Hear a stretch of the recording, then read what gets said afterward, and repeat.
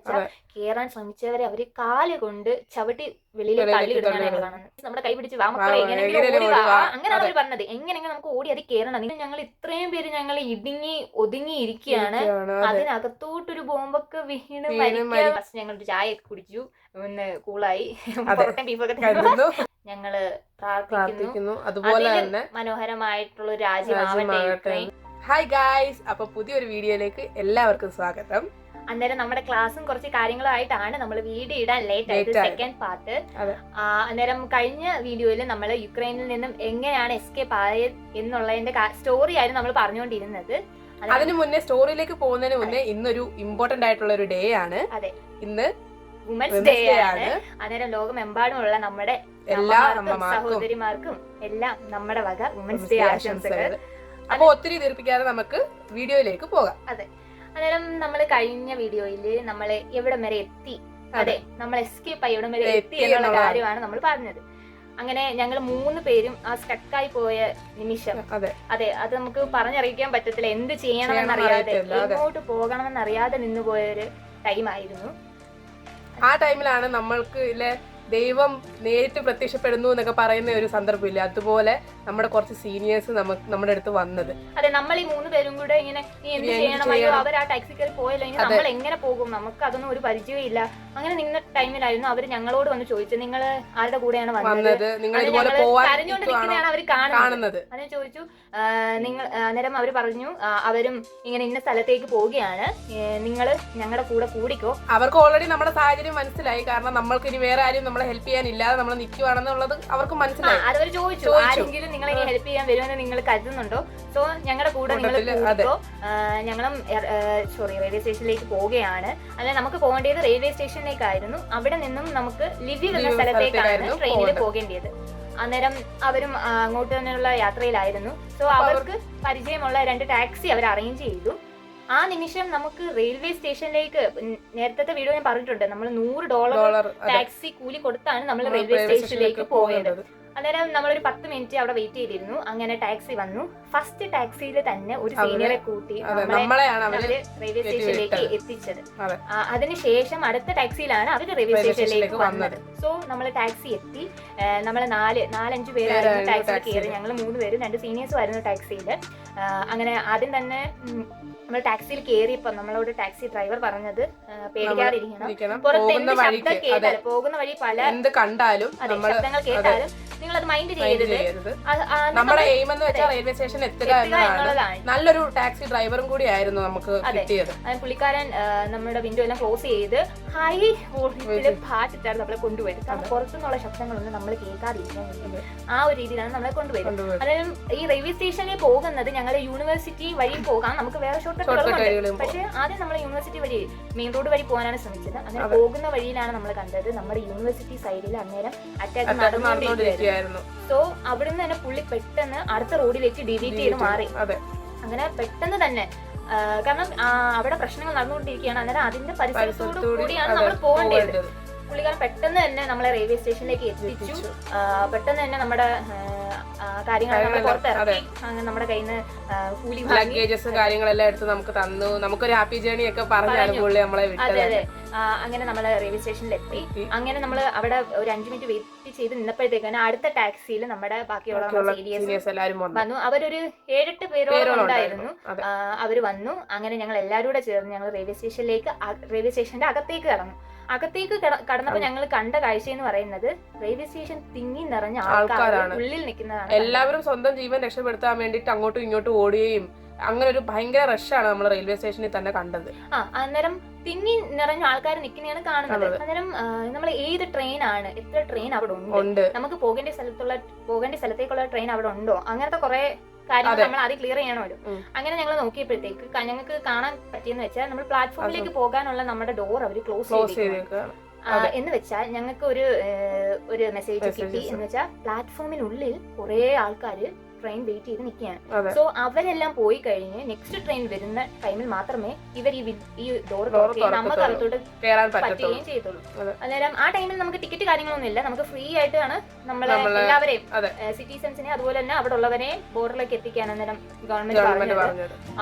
അന്നേരം നമുക്ക് അത്രയും ടൈം നമുക്ക് അവിടെ വെയിറ്റ് ചെയ്യാൻ നിൽക്കാൻ പറ്റില്ല. കാരണം നമ്മുടെ റെയിൽവേ സ്റ്റേഷനിന് അടുത്ത് തന്നെ പ്രശ്നങ്ങൾ നടന്നുകൊണ്ടിരിക്കുകയാണ്.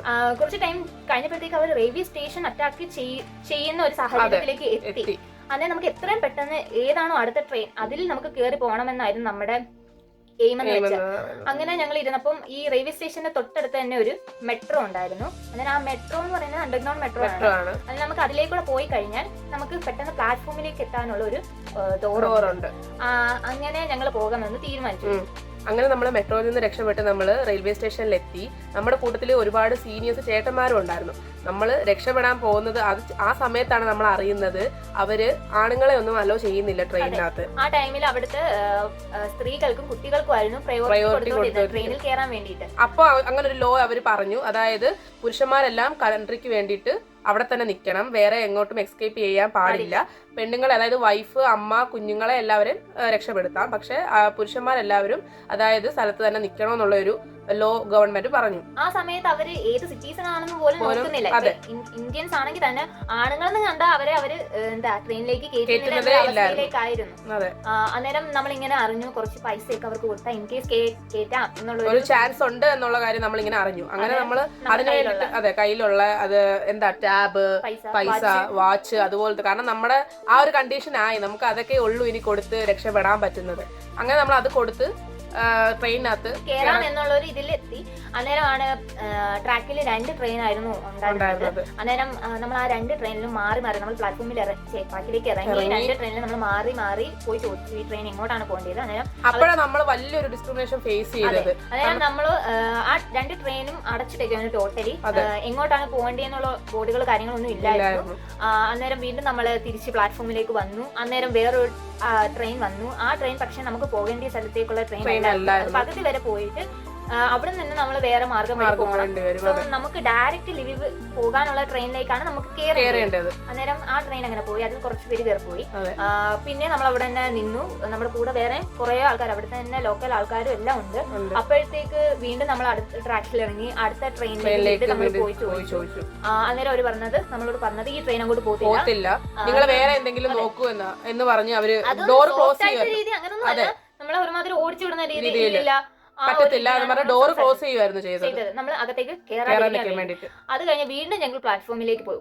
ഏകദേശം ഒരു 4 തവണ ഞങ്ങൾ ആ ട്രാക്കിൽ ഇറങ്ങി കയറി. കാരണം ആ ട്രാക്കിൽ നിന്ന് പ്ലാറ്റ്ഫോമിലേക്ക് കയറുന്ന തന്നെ ഒരു ടാസ്ക് ആണ്. അത്ര ഹൈറ്റ്. കൂട്ടത്തിൽ നമ്മുടെ കയ്യിൽ ബെഡ്ഷീറ്റ് ഉണ്ട്, മീൻസ് പോകുന്ന വഴിക്കൊക്കെ നമുക്ക് യൂസ് ചെയ്യാൻ വേണ്ടിട്ട് ബ്ലാങ്കറ്റ്, കാരണം വെതർ ഒക്കെ അതുപോലെ മോശമായിരുന്നു.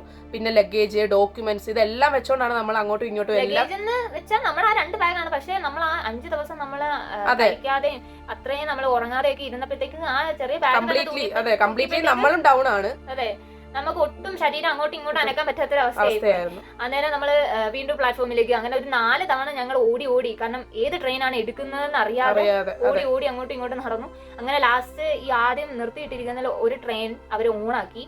അപ്പം ഞങ്ങൾ ഉടനെ തന്നെ വീണ്ടും ആ ട്രെയിനിന്റെ അടുത്തേക്ക് അപ്രോച്ച് ചെയ്തു. അന്ന് നമ്മുടെ കൂടെ സീനിയേഴ്സിന് ലാംഗ്വേജ് ഒക്കെ അത്യാവശ്യം നല്ല ഫ്ലുവന്റ് ആയിരുന്നു. അവര് സംസാരിച്ചു. അന്നേരം അവര് നമ്മൾ പറയുന്നതൊന്നും അവര് കേൾക്കുന്നില്ല. ഈ ട്രെയിൻ അങ്ങോട്ടൊന്നും വേറെ വരും എന്നുള്ള രീതിയിലൊക്കെയായിരുന്നു അവര് സംസാരിച്ചത്. അങ്ങനെ വീണ്ടും ഞങ്ങൾ അവിടെ തന്നെ അങ്ങ് നിന്നു. അന്നേരമാണ് പെട്ടെന്ന് പിന്നെ അത് കണ്ട് അവർക്കും ഒരു മനസ്സലിവ് ലാസ്റ്റ് ആയി, കാരണം നമ്മൾ അതുപോലെ കിടന്ന് അങ്ങോട്ടും ഇങ്ങോട്ടും ഓടുന്നത് അവരും കണ്ടോണ്ടിരിക്കുവായിരുന്നു. അങ്ങനെ അവർ ആ ബോർഡ് ഉണക്കി. അന്നേരമാണ് ലിവിവ് എന്ന സ്ഥലത്തേക്കാണ് ഈ ട്രെയിൻ പോകുന്നത് ഞങ്ങൾ മനസ്സിലാക്കിയത്. ഉടനെ തന്നെ ഞങ്ങള് കേറാൻ തുടങ്ങിയപ്പോഴത്തേക്ക് അവര് നമ്മളെ അലോ ചെയ്തില്ല. അവർ അവരുടെ സിറ്റീസനെ വിളിച്ചു. ഫസ്റ്റ് പ്രയോറിറ്റി അവർക്ക് കൊടുത്തു. അവര് കഴിഞ്ഞിട്ട് ബാക്കി സ്പേസ് ഉണ്ടെങ്കിൽ നമുക്ക് കയറാം എന്നൊരു ആറ്റിറ്റ്യൂഡിലായിരുന്നു അവര് നിന്നത്. അങ്ങനെ അവരെല്ലാം കയറ്റി. അതിൽ കൂട്ടത്തിൽ തന്നെ ഇപ്പം അച്ഛനോ അല്ലെങ്കിൽ ഭർത്താവോ അവരൊക്കെ കയറാൻ ശ്രമിച്ചു. പക്ഷെ ഞങ്ങൾ കണ്ട കാഴ്ച എന്ന് വെച്ചാൽ കയറാൻ ശ്രമിച്ചവരെ അവര് കാല് കൊണ്ട് ചവിട്ടി വെളിയിലേക്ക് തള്ളി വിടുന്നതാണ്. കാരണം ആ സമയത്ത് അവര് ആ ഒരു കൺസിഡറേഷൻ ഒന്നും കൊടുക്കുന്നില്ല അവരുടെ സിറ്റീസൺ ആയിട്ട് പോലും. കാരണം അവിടെ ഉള്ള പുരുഷന്മാരെല്ലാം അവരുടെ കൺട്രിക്ക് വേണ്ടി ചെയ്യണം ഇത് വന്നതുകൊണ്ട് അവർ അത് തന്നെ ഫോളോ ചെയ്ത് തന്നെ നിൽക്കുകയാണ്. പക്ഷെ അതൊക്കെ കാണുമ്പോൾ നമുക്ക് ഭയങ്കര വിഷമമുള്ളൊരു സീനാണ്. പക്ഷെ അവരുടെ കൂടെ അമ്മമാർക്കാണെങ്കിലും ഭാര്യമാർക്കാണെങ്കിലും അവരുടെ കൂടെ കൊണ്ടുപോകണം. അവരില്ലാതെ അവർക്ക് ആ യാത്ര ചെയ്യാൻ പറ്റത്തില്ല എന്നുള്ള അവസ്ഥയാണ്. അതൊക്കെ കണ്ടപ്പോഴത്തേക്ക് നമ്മൾ ആ സമയത്ത് നമ്മുടെ അതെ കംപ്ലീറ്റ്ലി നമ്മൾ ഒരു എന്താ മൈൻഡ് ഔട്ട് ഓഫ് മൈൻഡ് ആയിട്ട് നിൽക്കുകയാണ്. പക്ഷെ നമുക്കും രക്ഷപ്പെടണമെന്നുള്ള ഒരു മെന്റാലിറ്റിയിൽ തന്നെ നമ്മൾ മാക്സിമം കയറാൻ വേണ്ടി നോക്കുകയാണ്. പക്ഷെ തിരക്ക് കാര്യങ്ങൾ കൊണ്ട് നമുക്ക് അതൊന്നും ഒട്ടും പറ്റുന്നില്ലായിരുന്നു. അങ്ങനെ ആദ്യത്തെ ബോഗികളിലെല്ലാം അവരുടെ ആൾക്കാരെ എല്ലാം കയറ്റി ഫുള്ളാക്കി. അങ്ങനെ ഞങ്ങൾ വിചാരിച്ചു ഓക്കെ അത് കഴിഞ്ഞിട്ട് നമുക്ക് കയറാം, ഇച്ചിരി നിൽക്കാനുള്ള സ്പേസ് മതി, നമുക്ക് എങ്ങനെയെങ്കിലും ഈ വണ്ടി പോകണം. അടുത്ത നെക്സ്റ്റ് ട്രെയിൻ നെക്സ്റ്റ് ഡേയിലേ ഉള്ളൂ. അതുവരെ നമ്മൾ സ്റ്റേഷനിൽ നിൽക്കണം. അവിടെ ഇനി എന്ത് സംഭവിക്കുമെന്നൊന്നും നമുക്ക് പറയാനും പറ്റത്തില്ല. കാരണം ആൾക്കാർ കൂടിയ സ്ഥലങ്ങളിലായിരുന്നു അവർ ഏറ്റവും കൂടുതൽ ടാർഗറ്റ് ചെയ്തിരിക്കുന്നത്. സോ ഒരു മീഡിയം എന്ന് പറയുന്ന ബോർഡറിലേക്ക് എത്താൻ ഈ റെയിൽവേ സ്റ്റേഷൻ ട്രെയിൻ മാത്രമാണ് നമ്മുടെ മുന്നിൽ. അന്നേരം അവർക്ക് അതിനെപ്പറ്റി നല്ലപോലെ അറിയാം. സോ അവർ അത് മാത്രമേ ടാർഗറ്റ് ചെയ്യത്തുള്ളൂ, ടാർഗറ്റ് ചെയ്യാൻ ചാൻസും. അങ്ങനെ അവരെല്ലാം കയറി. അപ്പൊ ഞങ്ങൾ കണ്ടത് ഇവര് ഡോർ ക്ലോസ് ചെയ്യാൻ പോയപ്പോഴത്തേക്ക് ഞങ്ങൾ ചോദിച്ചു ഞങ്ങളും കയറുന്നു, അങ്ങനെ ഞങ്ങൾ കുറെ സംസാരിച്ചു. അപ്പോഴത്തേക്ക് അവർ ഞങ്ങളോട് പറഞ്ഞു പുറകിൽ ഏറ്റവും ലാസ്റ്റ് ഈ ട്രെയിനിന്റെ ഏറ്റവും ലാസ്റ്റ് ഒരു ബോഗിയുണ്ട്, ആ ബോഗി ഓപ്പൺ ആണ് എന്ന് മാത്രമേ പറഞ്ഞു. കേറാൻ പറഞ്ഞില്ല, ബോഗി ഓപ്പൺ ആണ്. കേട്ട പാടി കേൾക്കാത്ത ഞങ്ങളുടെ കൂടെ നിന്ന എല്ലാ ഇന്ത്യൻസും നമ്മളും ഓടടാ ഓട്ടം ചെയ്ത് ലാസ്റ്റ് ബോഗി തപ്പി. അങ്ങനെ നമ്മൾ ഓടി, നമുക്ക് ഓടാൻ വയ്യ. എന്നിട്ട് നമ്മുടെ സീനിയേഴ്സ് നമ്മുടെ കൈ പിടിച്ച് വാ മക്കളെ എങ്ങനെയെങ്കിലും ഓടി വാ. അങ്ങനെ അവർ പറഞ്ഞത് എങ്ങനെയെങ്കിലും നമുക്ക് ഓടി അത് കേറണം, നിങ്ങൾ പെട്ടെന്ന് ഓടി വാ. കുറെ നമ്മുടെ കൈ പിടിച്ച് ഓടുവായിരുന്നു. അങ്ങനെ നമ്മൾ ഓടി ആ ഒരു വാതിലാണുള്ളത്, ആ ഒരു വാതിലിന്റെ അവിടെ എത്തി നോക്കിയപ്പോഴത്തേക്ക് നമ്മളെ പെൺകുട്ടികൾക്ക് ഈ ആൺകുട്ടികളുടെ ഇടയിൽ ഫൈറ്റ് ചെയ്ത് കയറുന്ന ഒരു ടാസ്ക് ആയിരുന്നു. മാക്സിമം അവരെ കേറി കുറച്ചുപേര് കേറി കുറച്ചുപേര് പുറത്തായി. അപ്പോഴത്തേക്ക് വീണ്ടും ടെൻഷൻ. കാരണം ബാക്കിയുള്ളവർക്ക് കേറാൻ പറ്റിയില്ലെങ്കിൽ അവരെന്ത് ചെയ്യും, അവര് പോയല്ലോ നമ്മൾ ഇവിടെ നിൽക്കുവാണല്ലോ എന്നുള്ളൊരു സിറ്റുവേഷനിലേക്ക് എത്തി. അങ്ങനെ എങ്ങനെയെങ്കിലും അവര് നമ്മളെ പിടിച്ച് അതിനകത്ത് കയറ്റി. അങ്ങനെ ഒരു 100 പേര് ഇരിക്കേണ്ട ബോഗിയിൽ നമ്മൾ ഒരു 200 പേരോളം ഉണ്ടായിരുന്നു അതിനകത്ത്. ഇരുന്നതും നിന്നതും എല്ലാം കാല് കുത്താനുള്ള സ്ഥലം പോലും ഇല്ലായിരുന്നു സത്യത്തിൽ അതിനകത്ത്. അങ്ങനെ നമ്മളെ കേറി നിന്ന് ഒരു 5 മിനിറ്റ് കഴിഞ്ഞപ്പോഴത്തേക്ക് വീണ്ടും സൈറൻ അടിക്കാൻ തുടങ്ങി. ഭയങ്കരമായി റെയിൽവേ സ്റ്റേഷന്റെ പരിസരത്ത് തന്നെ ഈ ബോംബുകളും ഷെല്ലുകളും വീഴുന്ന ശബ്ദങ്ങൾ, ഭൂമി കുലുങ്ങുന്ന കൂട്ടുള്ള ശബ്ദങ്ങൾ നമുക്ക് അടുത്ത് ഫീൽ ചെയ്യും. കാരണം ട്രെയിൻ വരെ വൈബ്രേറ്റ് ചെയ്യാൻ തുടങ്ങി. അടുത്താണ് അവര് ഇട്ട് തുടങ്ങിയത്. അപ്പോഴത്തേക്ക് ഞങ്ങൾ വിചാരിച്ചു ദൈവമേ ഇത്രയും ഞങ്ങൾ ഓടി, ഇത്രയും ഞങ്ങൾ റെയിൽവേ സ്റ്റേഷനിൽ എത്തി, ഞങ്ങൾ ട്രെയിൻ ഇവിടെ വെച്ച് മരിക്കാനാണോ ഞങ്ങൾക്ക് ആ വിധി എന്നുള്ളൊരു തോന്നലായി എത്തിപ്പോയി. കാരണം ആ ട്രെയിൻ പോകിൽ ഞങ്ങൾ ഇത്രയും പേര് ഞങ്ങൾ ഒതുങ്ങിയിരിക്കുകയാണ്. അതിനകത്തോട്ടൊരു ബോംബൊക്കെ വീണ് പോലും ഇത്രയും രക്ഷപ്പെട്ട് വന്നത് തന്നെ എന്ന് പറഞ്ഞാൽ ഒരുപാട് റിസ്ക് എടുത്താണ്. എന്നിട്ട് ഇവിടെ വന്ന് നമുക്ക് എന്തെങ്കിലും പറ്റിപ്പോയാലോ എന്നൊക്കെയുള്ള ഒരു ചിന്തയായി പോയി ലാസ്റ്റ്. അങ്ങനെ ഈ ശബ്ദങ്ങൾ തുടങ്ങിയപ്പോഴത്തേക്ക് ചെറുതായിട്ട് ഈ ട്രെയിൻ മൂവ് ചെയ്യാൻ തുടങ്ങി. അപ്പം നമുക്ക് മനസ്സിലായി ഓക്കെ ട്രെയിൻ ഇവിടെ നിന്ന് എടുക്കുകയാണ്. അങ്ങനെ ട്രെയിൻ എടുത്തു. നമുക്ക് ഏകദേശം ഒരു 8-9 മണിക്കൂറോളം ട്രാവൽ ഉണ്ടായിരുന്നു. കാരണം ഞങ്ങൾ നെക്സ്റ്റ് ഡേ ഈവനിങ് ആണ് ഞങ്ങൾ ലിവിൽ എത്തിയത്. സോ നമ്മൾ ഇവിടെ സ്റ്റാർട്ട് ആയത് ഈവനിങ് ആയിരുന്നു. നെക്സ്റ്റ് ഡേ ഈവനിങ് ആയിരുന്നു നമ്മൾ അവിടെ എത്തിയത്. ഈ പോകുന്ന വഴിക്കാണെങ്കിൽ തന്നെയും ട്രെയിനിനകത്ത് അനൗൺസ്മെന്റ് ഉണ്ടായിരുന്നു, നിങ്ങൾ ഫോൺ ഒന്നും യൂസ് ചെയ്യരുത്, ലൈറ്റ്സ് എല്ലാം ഓഫ് ചെയ്ത് വെക്കണം, കംപ്ലീറ്റ്ലി സൈലന്റ് ആയിരിക്കണം എന്നൊക്കെയുള്ള ഒരു അനൗൺസ്മെന്റ് ട്രെയിനകത്ത് തന്നെ ഉണ്ടായിരുന്നു. കാരണം ഒരു ട്രെയിൻ ഇത്ര ആൾക്കാരെ വഹിച്ചുകൊണ്ട് പോകുന്നത് പോലും ഉള്ള സിഗ്നൽസ് അവർക്ക് എത്തരുത്. ആ ഒരു രീതിയിലായിരുന്നു ആ ട്രെയിൻ മൂവ് ചെയ്തുകൊണ്ടിരുന്നത്. അതിനിടയ്ക്ക് തന്നെ രാത്രിയിൽ പല സ്റ്റോപ്പുകളിലും 2 മണിക്കൂർ 3 മണിക്കൂർ പ്രശ്നങ്ങൾ കാരണം അവർ നിർത്തിയിട്ടു. കാരണം അവർക്ക് സിഗ്നൽ കിട്ടുന്നുണ്ടായിരുന്നു ഇന്ന സ്ഥലത്ത് പ്രശ്നങ്ങൾ നടക്കുന്നുണ്ട് എന്നുള്ളത്. അതനുസരിച്ചായിരുന്നു ആ ട്രെയിൻ മൂവ് ചെയ്തുകൊണ്ടിരുന്നത്. അങ്ങനെ നെക്സ്റ്റ് ഈവനിങ് ഞങ്ങൾ ലിവിൽ എന്ന് പറഞ്ഞ സ്ഥലത്താണ് എത്തിയത്. അന്നേരം ഞങ്ങൾ വിചാരിച്ചു ഞങ്ങൾ സേഫ് ആയിട്ടുള്ള ഒരു സ്ഥലത്ത് എത്തി, ഇനി ഞങ്ങൾ വലിയ പേടിക്കേണ്ട കാര്യമില്ല, ഇനി നമുക്ക് എത്രയും പെട്ടെന്ന് തന്നെ ഇവിടെ നിന്ന് പോകാം എന്നുള്ളൊരു തോട്ടിലായി. അങ്ങനെ നമ്മള് ട്രെയിനിൽ നിന്ന് അവിടെ അനൗൺസ്മെന്റ് വന്നു. അതെ, എല്ലാവരും അകത്ത് കയറുക, പുറത്ത് ആരും നിൽക്കരുത്, ഇവിടെ ഒട്ടും സേഫ് അല്ല എന്നുള്ള ഒരു അനൗൺസ്മെന്റ് ആണ് വന്നത്. അതിന്റെ കൂട്ടത്തിൽ സൈറനടിയും വന്നു. വീണ്ടും അവിടെ ഓടി. അതിന്റെയും അവിടുത്തെ അണ്ടർഗ്രൗണ്ടിലേക്ക് പോയി. അതിന്റെ കോംപ്ലക്സ് അണ്ടർഗ്രൗണ്ടിലായിരുന്നു. അങ്ങനെ ഞങ്ങൾ പോയി. അവിടെ നിന്ന് വീണ്ടും 20 മിനിറ്റ് കഴിഞ്ഞ് ഇതൊന്ന് ആ ഒരു സിറ്റുവേഷൻ ഒന്ന് കാമായി കഴിഞ്ഞ ശേഷമാണ് ഞങ്ങൾ പുറത്തേക്ക് ഇറങ്ങിയപ്പോൾ ഞങ്ങൾ കണ്ട കാഴ്ചയെന്ന് വെച്ചാൽ അവിടെ എല്ലാം ടാക്സി, ബസ് എന്നിവ ഈ വന്നിറങ്ങുന്ന ആൾക്കാരെ കൊണ്ടുപോകാണ് ബോർഡറിലേക്ക്, പല ബോർഡറുകളിലേക്ക്. അങ്ങനെ നമ്മളും വെളിയിൽ ഇറങ്ങി. കാരണം നമ്മൾ ഏകദേശം അന്നേരം ഒരു 10-15 പേരോളം ഉണ്ടായിരുന്നു നമ്മുടെ കൂടെ. അവിടെ നിന്നും കുറച്ച് ആൾക്കാർ ജോയിൻ ചെയ്തു നമ്മുടെ ഇന്ത്യൻസ്. അങ്ങനെ നമ്മൾ അവിടെ നിൽക്കും. നമുക്ക് ഇത്രയും പേർക്ക് പോകണമെങ്കിൽ ഒരു ചെറിയ ബസ് തന്നെ വേണമായിരുന്നു. അങ്ങനെ നിന്ന ടൈമിൽ ഒരു യുക്രൈനിയൻസ് നമ്മളെ പരിചയപ്പെട്ടു. അവര് നമ്മളെ ഇന്ത്യക്കാരാണെന്ന് ചോദിക്കുകയും അവർ ഇന്ത്യ വന്ന കാര്യങ്ങളൊക്കെ പറയുകയൊക്കെ ചെയ്തു. അന്നേരം അവരാണ് നമുക്ക് ബസ് അറേഞ്ച് ചെയ്തത് ബോർഡറിലേക്ക് പോകാൻ വേണ്ടി. ഞങ്ങൾ പോളണ്ട് ബോർഡറിലേക്കായിരുന്നു പോയത്, പോളണ്ടിലേക്കായിരുന്നു ഞങ്ങൾ പോയത്. അന്നേരം അവർ പറഞ്ഞത് ഈ ബസ് ബോർഡറിലേക്ക് പോയേക്കാണ്, അന്നേരം തിരിച്ചു വരുമ്പോൾ നിങ്ങൾക്ക് ബോർഡറിലേക്ക് പോകാം. അങ്ങനെ ഞങ്ങൾ അവിടെ ഒരു 5-6 മണിക്കൂർ വീണ്ടും വെയിറ്റ് ചെയ്തു ഈ ബസ്സിന് വേണ്ടി പുറത്ത്. അങ്ങനെ വെയിറ്റ് ചെയ്തു. ബസ് വന്നു. അന്നേരം 10-15 പേരാണ് ഞങ്ങൾ. അന്നേരം ഈ 2-2.5 മണിക്കൂറോളം ട്രാവൽ ഉണ്ട് പോളണ്ട് ബോർഡറിലേക്ക് ലിവിവിൽ നിന്ന്. അന്നേരം ഈ 2 മണിക്കൂർ നമ്മൾ ട്രാവൽ ചെയ്യാൻ നമ്മൾ ഏകദേശം 50,000 രൂപയാണ്, നാട്ടിൽ 50,000 രൂപയാണ് നമ്മൾ കൊടുക്കേണ്ടത്. ആക്ച്വലി അത്ര പ്രൈസസ് ഒന്നും ഇല്ല, പക്ഷെ അപ്പോഴത്തെ സാഹചര്യം അതായതുകൊണ്ട് അവര് ചോദിക്കുന്ന പൈസ നമ്മൾ കൊടുക്കണമായിരുന്നു. അല്ലെന്നുണ്ടെങ്കിൽ അവര് വേറെ നോക്കി വേറെ പോവുക, അത്രേ ഉള്ളൂ. ആ സമയത്ത് അവർ എത്ര എമൗണ്ട് പറയുന്നു അതായിരുന്നു ഡിമാൻഡ്. അങ്ങനെ കുറച്ച് പൈസ നമ്മള് അവിടെ നമുക്ക് ATM പൈസ എടുക്കാനുള്ള ഒരു സാഹചര്യം ഉണ്ടായി. നമുക്ക് അവിടെ ATMs എല്ലാം വർക്കിംഗ് ആയിരുന്നു. സോ നമ്മുടെ കൂടെയുള്ള കുറച്ച് സീനിയേഴ്സ് അവരുടെ കയ്യിലുള്ള ഡോളേഴ്സ് ഒക്കെ അവരെടുത്തു. കുറച്ച് പേര് എക്സ്ചേഞ്ച് ചെയ്ത് മാറി ഡോളേഴ്സ് ആക്കി.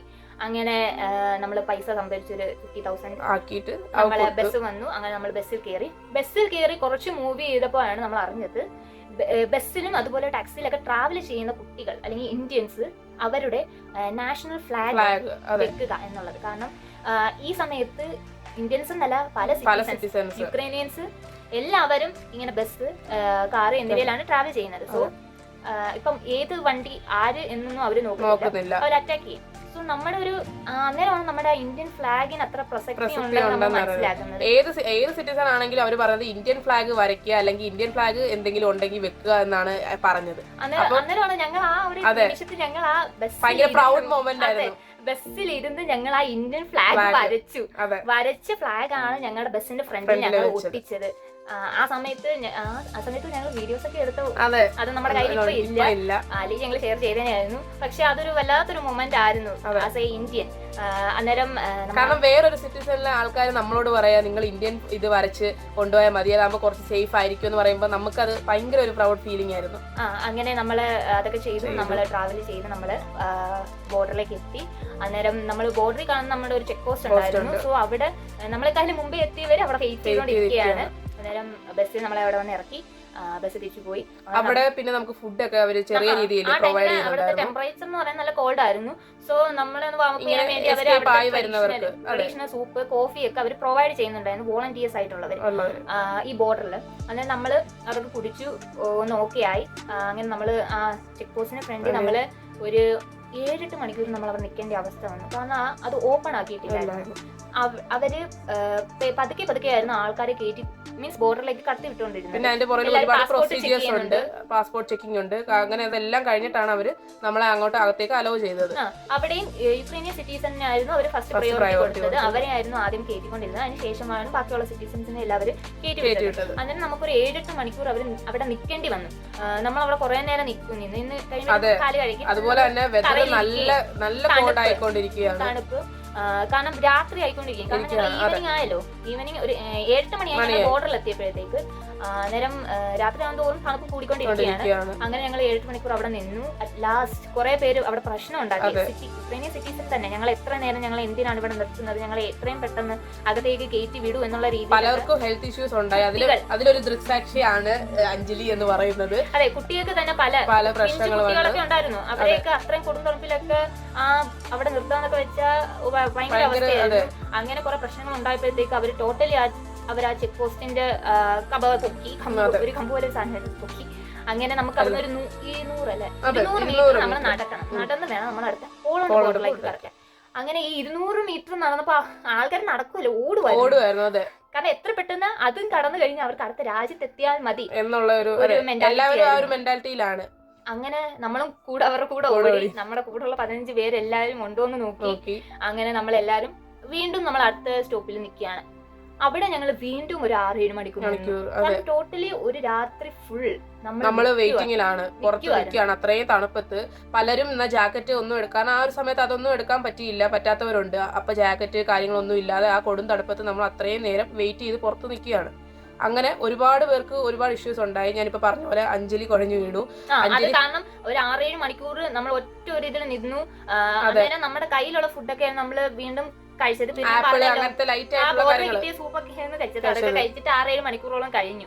അപ്പോഴത്തേക്ക് ഈ തണുപ്പ് ഒരു 12 മണി 1 മണി ആയപ്പോഴത്തേക്ക് സ്നോ വീഴാൻ തുടങ്ങി. മൈനസിലേക്ക് ടെമ്പറേച്ചർ മാറിക്കൊണ്ടിരിക്കുകയാണ്. അപ്പോഴത്തേക്ക് എനിക്ക് തണുപ്പ് താങ്ങാൻ പറ്റാതായി. എന്റെ കാലൊന്നും ഫീൽ ആവാത്ത ഒരു മരവിച്ച അവസ്ഥയിലായി പോയി. അങ്ങനെ ഞാൻ ബ്ലാക്ക് ഔട്ട് ആയി വീഴുകയായിരുന്നു. അപ്പോഴത്തേക്ക് നമ്മുടെ കൂടെ നിന്ന ഒരു സീനിയർ ചേട്ടൻ തന്നെ എന്നെ എടുത്ത് പൊക്കിക്കൊണ്ട് അവിടെ ടെന്റ് ഉണ്ടായിരുന്നു. ആ ടെന്റിലേക്ക് കൊടുക്കുന്ന ടെന്റിലേക്ക് നമ്മളെ കൊണ്ടുപോയി. ആ ടൈമിൽ നമ്മള് പെട്ടെന്നൊരു ഫസ്റ്റ് എയ്ഡ് അല്ലെങ്കിൽ ഒരു ഡോക്ടറിനെ അവിടെ ആവശ്യപ്പെട്ടപ്പോ പോലും നമുക്ക് അത് കിട്ടിയില്ല. ആദ്യം ബോർഡർ കടന്ന് നിങ്ങൾ ഇപ്പുറത്ത് വാ, എന്നിട്ട് നിങ്ങൾക്ക് വേണ്ട ട്രീറ്റ്മെന്റ് തരാം എന്നാണ് അവർ പറഞ്ഞത്. അങ്ങനെ കുറെ പേര് നമ്മുടെ കൂടെ ഉള്ളവർ എന്നെ ഹെൽപ്പ് ചെയ്ത് വെള്ളമൊക്കെ തന്നു, കാലും കൈക്ക് നല്ലപോലെ റബ്ബ് ചെയ്ത് എന്നെ ചൂടാക്കി നോർമലാക്കി. അപ്പോഴത്തേക്ക് നോർമലായി. അപ്പോഴത്തേക്ക് നമ്മളെല്ലാരും വിളിച്ചു തുടങ്ങി. നമ്മുടെ പാസ്പോർട്ട് എല്ലാവരും വാങ്ങിച്ചു. പാസ്പോർട്ട് വാങ്ങിച്ചുകൊണ്ട് പോയത് ഒരു യുക്രൈനിയൻ പോലീസ് ഓഫീസർ ആയിരുന്നു. അന്നേരം പുള്ളിക്കാരൻ അത് വാങ്ങിച്ചുകൊണ്ട് പോയി നമുക്ക് എക്സിറ്റ് സ്റ്റാമ്പ് ചെയ്ത് തിരിച്ച് നമ്മുടെ കൈ കൊടുത്തു തന്നു. അങ്ങനെ ഞങ്ങൾ പോളണ്ട് ബോർഡറിലെ അകത്ത് കയറി. സോ ഇനി നമുക്ക് അവിടുന്ന് അടുത്ത സ്റ്റാമ്പ് എൻട്രി സ്റ്റാമ്പ് നമ്മൾ വാങ്ങണം. അത് 7 ദിവസത്തെ വിസ എന്നുള്ള രീതിയിലായിരുന്നു നമ്മൾ സ്റ്റാമ്പ് ചെയ്തത്. അങ്ങനെ വെൽക്കം ടു പോളണ്ട് എന്നൊക്കെ പറഞ്ഞ് അവര് നമ്മളെ സ്വീകരിച്ചു. അപ്പോഴാണ് ഞങ്ങൾക്ക് ഇച്ചിരി ശ്വാസം വീണത്. കാരണം ഇത്രയും എത്തിയ സ്ഥിതിക്ക് നമ്മൾ രക്ഷപ്പെടും എന്നുള്ള ഒരു ഹോപ്പാണ്. സത്യം ആദ്യമായിട്ടാണ് ഒരു ബോർഡർ ഒക്കെ ക്രോസ് ചെയ്യുന്നതെന്ന് വെച്ചാൽ ഇത് യുക്രൈൻ ആണെങ്കിൽ ഇത് പോളണ്ട് മീൻസ് പക്ഷെ എല്ലാം ഒരുപോലെ ഇരിക്കുന്നു. ആ ഒരു വല്ലാത്തൊരു ഇന്ത്യ പാകിസ്ഥാൻ ബോർഡർ കണ്ടിട്ടില്ല. ഈ ഇതില് മീൻസ് ടിവിയിലൊക്കെ കണ്ടിട്ടേ ഉള്ളൂ. നേരിട്ട് ഇങ്ങനെയൊക്കെ ഒരു എക്സ്പീരിയൻസ് ഈ ഒരു ഇത് കഴിഞ്ഞ അടുത്ത രാജ്യമാണെന്ന് ഓർക്കുമ്പോ തന്നെ ഒരു ഫീല്. അപ്പോഴത്തേക്ക് അവിടെ നിന്നപ്പോഴാണ് നമ്മുടെ ഇന്ത്യൻ എംബസിയിലുള്ള ആൾക്കാരുണ്ടായിരുന്നു. നമുക്ക് അവിടെ ഒരു ബസ് അറേഞ്ച് ചെയ്ത് വെച്ചിട്ടുണ്ടായിരുന്നു. അന്നേരം അവര് നമ്മളോട് ബസ്സിലേക്ക് പോയിരിക്കാൻ പറഞ്ഞു. അങ്ങനെ എല്ലാ കുട്ടികളും ബസ്സിൽ വന്ന് ഇരുന്നതിന് ശേഷം അവർ നമ്മളെ ഒരു ഹോട്ടലിലേക്ക് കൊണ്ടുപോവാണ് ചെയ്തത്. വാർസോ, പോളണ്ടിലെ വാർസോ എന്ന സ്ഥലത്തേക്കാണ് നമ്മളെ കൊണ്ടുപോയത്. അത് വീണ്ടും ഒരു 3-4 മണിക്കൂർ ട്രാവൽ ഉണ്ടായിരുന്നു പോളണ്ടില്. അങ്ങനെ ഞങ്ങൾ പോളണ്ട് കണ്ടു. നല്ല മനോഹരമായ സ്ഥലമാണ് പോളണ്ട്. അങ്ങനെ ഞങ്ങള് ഇതിലൂടെ പോളണ്ട് മറ്റൊരു സ്ഥലം കൂടി കണ്ടു. അതെ, പക്ഷെ ഇങ്ങനെ ഒരു അവസ്ഥയായി എന്നേ ഉള്ളൂ കാര്യം. അങ്ങനെ നമ്മൾ അവിടുത്തെ വാർസോ എന്ന് പറഞ്ഞ സ്ഥലത്തെത്തി. അവിടെ നമ്മുടെ ഇന്ത്യൻ എംബസിയും ഇന്ത്യൻസും കൂടെ നമുക്ക് അറേഞ്ച് ചെയ്ത ഒരു ഹോട്ടലിലേക്കാണ് നമ്മൾ എത്തിയത്. അവിടെ ചെന്നപ്പോൾ നമുക്ക് ആവശ്യത്തിനുള്ള ആഹാരവും നമുക്ക് ഒന്ന് കിടക്കാനും സൗകര്യം, നമുക്കൊന്ന് ഫ്രഷ് ആവാനുള്ള സൗകര്യങ്ങളെല്ലാം നമുക്ക് അറേഞ്ച് ചെയ്ത് തന്നു. അന്നേരമാണ് ഒരു പാതി ആശ്വാസം. ആഹാരം തന്നെ നമ്മൾ ആർത്തിയോടെ കഴിച്ചത്. ഫസ്റ്റ് ഫുഡാണ് പോയി പറഞ്ഞത്. അവര് ഫസ്റ്റ് നിങ്ങൾ ആഹാരം കഴിക്കുക, ആവശ്യത്തിന് വെള്ളം കുടിക്കുക, ആഹാരം കഴിക്കുക, അങ്ങനെ ഒരു ഇതിലായിരുന്നു. ഇത്രയും നമ്മള് ട്രാവൽ ചെയ്ത്. പിന്നെ പല കുട്ടികൾക്കും ഒരുപാട് ഹെൽത്ത് ഇഷ്യൂസ് കാര്യങ്ങളൊക്കെ ഉണ്ടായി. അപ്പൊ അതെല്ലാം അവിടെ ചെന്ന് ആഹാരം എല്ലാം ഒന്ന് കഴിച്ച് ഫ്രഷ് ആയപ്പോഴാണ് പലരും ഓക്കെ ആയത്. എല്ലാവർക്കും ഒരു ജീവൻ വീണത്. അതെ, അന്നേരം ഉടനെ തന്നെ നമ്മുടെ ലിസ്റ്റ് അവരെടുത്തു, പേരും ഡീറ്റെയിൽസ് എല്ലാം എടുത്തു. അങ്ങനെ നമ്മളോട് പറഞ്ഞു ഇന്ന് വൈകിട്ട് തന്നെ ഒരു ഫ്ലൈറ്റ് ഇവിടെ നിന്നുണ്ട്, അന്നേരം നിങ്ങൾക്ക് പോകാം. അങ്ങനെ അന്നേരം നമുക്ക് ഒന്നും കൂടെ ഒരു സന്തോഷമായി. കാരണം നമ്മൾ വന്ന ഡേറ്റ് തന്നെ നമുക്ക് തിരിച്ച് നാട്ടിലേക്ക് പോകാൻ, വന്ന ദിവസം തന്നെ. അങ്ങനെ നമ്മൾ നെക്സ്റ്റ് ഫ്ലൈറ്റ് നമ്മുടെ നാട്ടിലേക്ക് പോകാനല്ല ഞങ്ങൾ പ്രിപ്പയർ ആയി. അങ്ങനെ വൈകിട്ട് വീണ്ടും ഒരു ബസ് വന്നു. ആ ബസ്സിൽ കയറ്റി നമ്മളെല്ലാരെയും കൂടെ എയർപോർട്ടിലേക്ക് കൊണ്ടുപോയി. അവിടെ നിന്നും 8 മണിക്കൂർ ഡൽഹിക്ക്, നമുക്ക് ഡൽഹിക്കായിരുന്നു. അതെ, എന്നിട്ടാണ് ഡൽഹി ടു കേരള ആയിരുന്നു നമുക്ക് ഫ്ലൈറ്റ്. ഡൽഹിയിലേക്ക് നമ്മൾ പോയി. ഡൽഹിയിൽ എത്തിയപ്പോഴും നമുക്ക് നല്ലൊരു വെൽക്കം ആയിരുന്നു നമ്മുടെ ഇന്ത്യൻ ഗവൺമെന്റ്. അങ്ങനെ ഡൽഹിയിലെത്തി പിന്നെ നമ്മുടെ നാട്ടിലോട്ട് വരുന്ന ഒരു ടൈമിലാണ് ഞങ്ങൾ വീണ്ടും ഒരു ഇഷ്യൂ ഫേസ് ചെയ്യേണ്ടി വന്നത്. കാരണം നമ്മള് ഡൽഹിയിൽ വീണ്ടും നമ്മൾ ഒരു ദിവസം 1.5 ദിവസത്തോളം വെയിറ്റ് ചെയ്തു. കാരണം ഡൽഹിയിൽ ഞങ്ങൾ വന്നിറങ്ങിയത് ഒരു രാത്രി ടൈമിലായിരുന്നു. രാത്രി വന്നിറങ്ങി കഴിഞ്ഞ് നെക്സ്റ്റ് ഡേ രാത്രിയിലായിരുന്നു ഞങ്ങൾ ഡൽഹിയിൽ നാട്ടിലേക്ക് പോയത്. അത്രയും ടൈമും ഞങ്ങൾ ഡൽഹിയിലെ എയർപോർട്ടിന്റെ വെളിയിൽ, അകത്തല്ല വെളിയിൽ ഇരിക്കുകയായിരുന്നു. കാരണം ഞങ്ങളുടെ ഫ്ലൈറ്റ് എന്തോ ഡിലേ ആയി, ഫ്ലൈറ്റിന്റെ എന്തൊക്കെയോ ഇഷ്യൂ വന്നു. അതൊക്കെയായിരുന്നു അവർ റീസൺസ് പറഞ്ഞത്. പക്ഷെ നമുക്ക് അവര് ആഹാരമൊക്കെ പ്രൊവൈഡ് ചെയ്തായിരുന്നു. പക്ഷെ വീണ്ടും അവിടെ ഇരുന്ന് മുഷിഞ്ഞ് വല്ലാത്തൊരവസ്ഥയിലെത്തി. എങ്ങനെയെങ്കിലും നമുക്ക് വീട്ടിലെത്തി ഒന്ന് എവിടെയെങ്കിലും തല ചായ്ച്ചാൽ മതി. കാരണം ഇനി നമുക്ക് നിൽക്കാനും ഇരിക്കാനുള്ളൊന്നും എനർജി ഇല്ലായിരുന്നു. അങ്ങനെ നമുക്ക് അടുത്ത ദിവസം രാത്രിയായിരുന്നു നെക്സ്റ്റ് ഫ്ലൈറ്റ്. അവിടെ നിന്ന് നമ്മൾ ഡയറക്റ്റ് കൊച്ചിയിലേക്കായിരുന്നു. അങ്ങനെ ഡൽഹിയിൽ നിന്ന് ഞങ്ങള് കൊച്ചിയിലേക്ക്. ഈ കൊച്ചിയിലേക്ക് പോകുന്ന വഴിയാണെന്ന് തോന്നുന്നു നമ്മള് ഫ്ലൈറ്റിൽ നല്ല ടർബുലൻസ് ഫേസ് ചെയ്തു. ഇത്രയും ട്രാവൽ ചെയ്ത് കാരണം ഇപ്പൊ മൈൻഡ് ഫുൾ അങ്ങനെയാണ് ചിന്തിക്കുന്നത്. മൈൻഡ് ഫുൾ അപ്പൊ അങ്ങനെ ആയി മാറി. നമ്മൾ ഫുൾ നെഗറ്റീവ് ആണ് എല്ലാത്തിനകത്ത് ഫസ്റ്റ് കാണുന്നത്. അതെ, അങ്ങനെ നമ്മൾ ലാസ്റ്റ് നമ്മൾ കൊച്ചിയിലെത്തി. രാത്രിയായി നമ്മളൊരു 12 മണിയൊക്കെ കൊച്ചിയിലെത്തിയപ്പോഴത്തേക്ക് അങ്ങനെ നമ്മളെ സ്വീകരിക്കാൻ നമ്മുടെ വീട്ടുകാരൊക്കെയാണ് ഉണ്ടായിരുന്നു. അന്നേരം വീട്ടിൽ അങ്ങനെ മീൻസ് എത്താനൊക്കെ വേണ്ടി നമുക്ക് സൗകര്യങ്ങൾ ഒരുക്കിയിട്ടുണ്ടായിരുന്നു. അങ്ങനെ നമ്മുടെ വീട്ടിൽ നിന്ന് നമ്മളെ വിളിക്കാൻ വന്നു. അങ്ങനെ വീട്ടുകാരെ കണ്ടപ്പോഴാണ് ഒരു ആശ്വാസമായത്. ജീവൻ ഓടി വന്ന് കെട്ടിപ്പിടിക്കുക. പിന്നെ അവിടെ ഒരു ഇമോഷണൽ സീനായിരുന്നു അവിടെ നടന്നത്. കാരണം നമ്മളെ പോലെ തന്നെ ഒരുപാട് പ്രാർത്ഥനയും എല്ലാം ആയിട്ട് വീട്ടുകാരും ഇരിക്കുകയായിരുന്നു. കാരണം നമ്മളെ പറ്റി പിന്നീട് നമ്മൾ രക്ഷപ്പെടാൻ തുടങ്ങിയപ്പോ തൊട്ട് നമ്മളെ പറ്റി വലിയ അറിവൊന്നുമില്ല. കിട്ടിക്കഴിഞ്ഞാണ് നമ്മളെ ഒന്ന് സംസാരിക്കുന്നതൊക്കെ. അപ്പൊ അവരും പ്രാർത്ഥനയോടെ വീട്ടിലിരിക്കുകയായിരുന്നു എല്ലാവരും. അപ്പൊ നമ്മള് എത്തിയെന്ന് പറഞ്ഞപ്പോ അവർക്കും ജീവൻ വീണത് അപ്പോഴാണ്. അങ്ങനെ നമ്മള് നാട്ടിലെത്തി. ഫസ്റ്റ് ഞങ്ങൾ ചായ കുടിച്ചു, പിന്നെ കൂളായി പോന്ന വഴിയില്. അപ്പോഴാണ് നമ്മൾ നാട്ടിലെത്തി, അത്രേ വലിയൊരു കാര്യം ഫേസ് ചെയ്ത് നമ്മുടെ നാട്ടിലാണ് നിൽക്കുന്നത്, ഇനി നമുക്ക് പേടിക്കേണ്ട എന്നുള്ള സിറ്റുവേഷനിലെത്തിയത്. അങ്ങനെ ഞങ്ങൾ അന്ന് വന്നെത്തി ഒരു ഫുൾ ഞങ്ങൾ കിടന്നുറങ്ങുകയായിരുന്നു. പിന്നാണ് ഒരു കോമഡി അവിടെ നടക്കുന്നത്. കിടന്നുറങ്ങിക്കൊണ്ടിരുന്നപ്പോഴാണ് വീട്ടിൽ നിന്ന് പെട്ടെന്ന് ഡോറൊക്കെ അടച്ചിട്ടായിരുന്നു കിടന്നുറങ്ങിക്കൊണ്ടിരുന്നപ്പോഴത്തേക്ക് വീട്ടിൽ നിന്ന് പെട്ടെന്ന് ആഹാരം കഴിക്കാൻ വേണ്ടിയിട്ട് വന്ന് കതവി തട്ടിയെന്ന് മാത്രമേ ഓർമ്മയുള്ളൂ. ഞങ്ങൾ